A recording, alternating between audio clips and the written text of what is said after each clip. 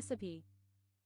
बिस्मिल्लाहिर्रहमानिर्रहीम। अस्सलाम वालेकुम वरहमतुल्लाहि वबरकातुहू। मेरा नाम फातिमा है और आप लोग देख रहे हैं फूड स्टार रेसिपी चैनल।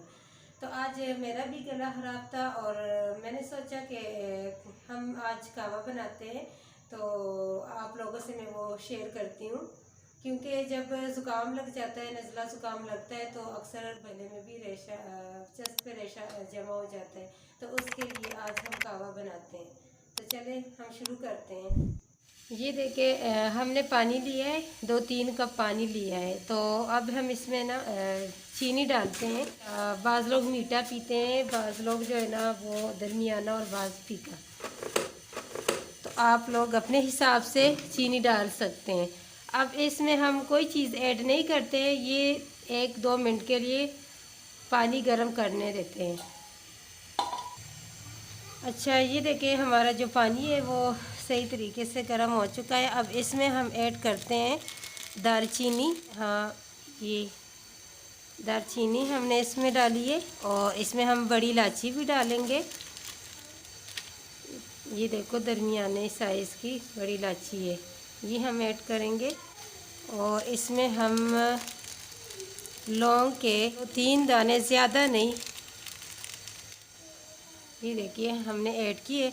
और एक चीज़ और कि हम इसमें दातन भी डालेंगे। ये जब रेशा होता है ना तो जल्दी ख़त्म हो जाता है इससे। हमने दातन भी ऐड किया है और इसको हम सिर्फ 2 मिनट उबाल लेते हैं। फिर उसके बाद हम ना पत्ती डालेंगे इसमें। अच्छा, तो 2 मिनट हो गए, ये देखिए ये कलर छोड़ दिया है। दालचीनी, लौंग, बड़ी इलायची और जो हमने दातन इसमें डाली थी, अब हम इसमें पत्ती जो है ना वो ऐड करते हैं। पत्ती भी हस्बी ज़रूरत ही आप लोगों ने इसमें ऐड करनी है।